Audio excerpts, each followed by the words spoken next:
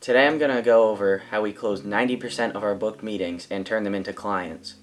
So my name is Luca and I'm the owner of Ocean Break Media. We are a digital marketing agency that runs ads for other agency owners trying to grow their agency. And what I realized was we actually close around 90% of our booked meetings. Now a booked meeting would be a Google Meet or Zoom call of someone who's interested in our business. Now I'm actually going to leave this video to my friend Zachary, and he helps Ocean Break Media close our clients. And he's been averaging around a 90% close rate. So I'm going to have him explain exactly how he does it and his sales process. What's going on? So my name's Zachary. I help with Luca's sales process at Ocean Break Media, and today I'm kind of give you a rundown of how I'm able to close 90% of these leads that we get.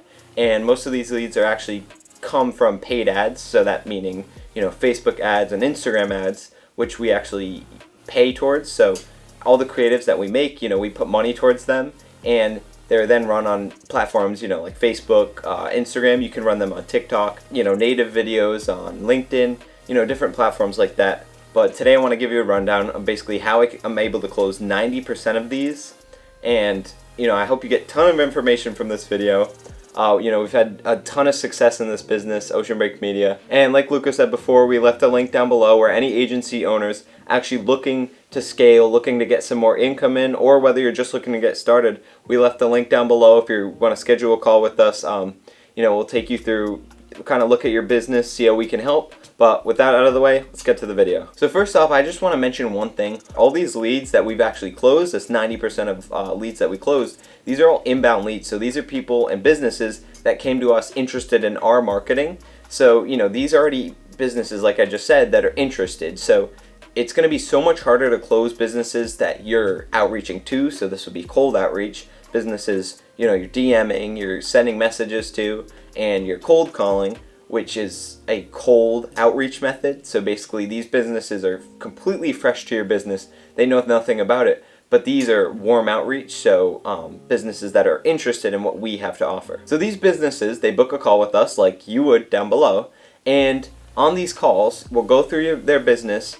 And one thing that you definitely want to keep in mind is you don't want to sound salesy. I see so many people that are closing, clients that they get from inbound leads, and they sound so salesy just because, they just want to sell their product. They want to tell their client or their prospect what they have to offer, but they don't actually want to show them the results that they can offer to the business. They don't want to show them the results that they can gain for that business, but rather, here's what I do. It's not about you, it's about your prospect. The next thing I want to talk about when closing, around 90% of these leads, which is also, I should have mentioned this, is a very high rate. Even if you're the worst closer in the world, you're going to close around 20% of leads that are actually interested in your business.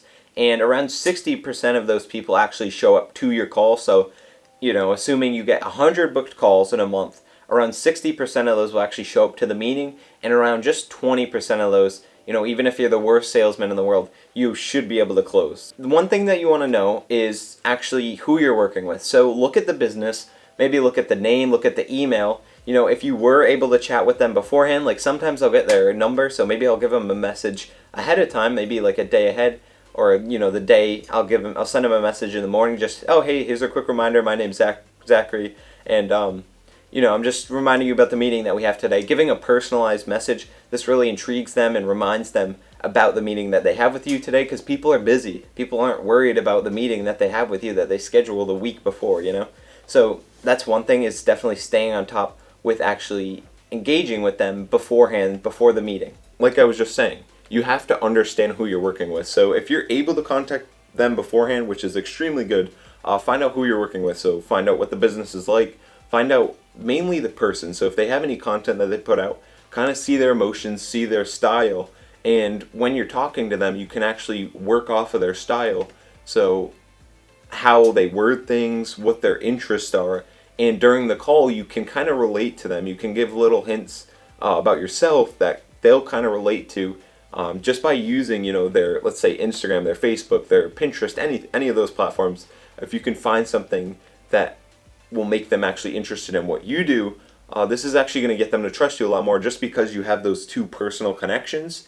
And with these two personal connections, it's going to build a bond between you two, and that's actually going to build more trust for them to actually go forward into paying. Just one more thing on this topic is it's extremely important because you could get 20 booked calls in a week and none of them will show because, like I said before, people are extremely busy. We actually use Calendly down below. Like I said, you can click that link, book a call with us, but we use Calendly to schedule calls. And on Calendly, there's a settings that will give you a reminder to those businesses. So when they sign up, for your link, they might have to put in their message, their phone number or their email, and it will automatically send a message to that email or that phone number, giving them a reminder that they have a meeting, because people are busy. People aren't going to remember about your meeting. So staying on top of, reminding them, this is really going to get tons of more people to show up to your meeting rather than if you just leave them to depend on them. The next thing we're going to talk about is actually when to talk about pricing. So many businesses just want to talk about pricing instantly. They want to tell them the price that they're offering, or they want to know the budget that that business has. And this is a terrible thing to do because you need to build trust with them first. This business has never seen you before. This person has never seen you before. So when you're talking about pricing instantly, this is going to build almost like a push negation between you two. Just because you're talking about pricing, they are not really looking to talk about pricing. They just kind of want whatever they can get out of you for free before, they're interested in your service, because they're booking this call to kind of understand what you do. So for pricing, I talk about pricing at the end of the first call with them actually, but like I said, that's at the end of the call. So I build rapport with them at first, and then at the end of the call I talk about pricing. Now when you build rapport with these people, you're actually going to build a stronger bond with them during this call. Let's say you have 30 minutes on the call so far. I had just had a meeting the other day. We closed a $2,500 per month client, and this person, we called an hour with them, and maybe the last 15 minutes we talked about pricing.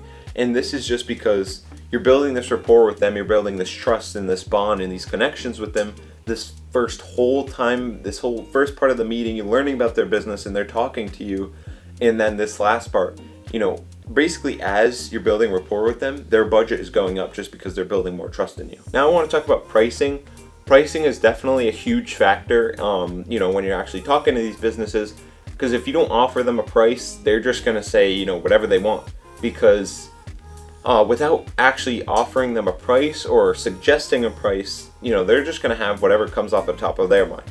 Now actually in Calendly, like I was talking about before, you can make questions, and this can kind of filter out your audience. So you can have a question, like for example on our form, we have a question if you can invest actually a certain amount. Now what this is going to do is if, whether they click yes or no, if they click yes, you're going to know on the call that they have a certain amount that they're able to invest. So your budget for them can go so much higher just because you already know that they have this, potential budget. So by knowing actually that they already can invest this amount of money, during this call, the budget for them that you suggest, this can actually go way higher than if you have no clue if they're able to invest a lot at all. The next thing I'm going to talk about is actually let them do the talking and not so much you. So kind of getting into the speaking again is that they should be doing the talking and you shouldn't be. You should be asking questions constantly throughout the call. You should have a list of questions, maybe a sheet up of questions that you want to ask this business beforehand, so you can research the business beforehand, go on their Instagram, their Facebook, Pinterest, like I said before, LinkedIn, any of their profiles that they have set up. Maybe if they're already an existing business, you can go on their website, you can kind of research their business, and by taking this information in, you can then actually research their business and get a list of questions up that you can ask them. Now, by doing this, having this list of questions up, you're letting them do the talking, so they feel like they're taking over control over the call, kind of. And what this is letting them do is feel so much more comfortable because they came into this call with you having the power, but you're kind of shifting that power down to them. So, they don't feel as tense. It's kind of even now. You're just asking questions about their business. So now the tense level, come from here. Now it's dropped all the way to here in this call just because, you're letting them do the speaking, letting them do the talking, and letting them kind of take over the call. Thank you so much for actually watching this video. I hope so many of you learned so much information from this. It's a very raw, uncut video. Like I said before, sales is extremely hard, but something that you need to learn, and it's extremely valuable to learn as well. I'll be featured in other videos for sure, but as for now, I'll see you in the next one.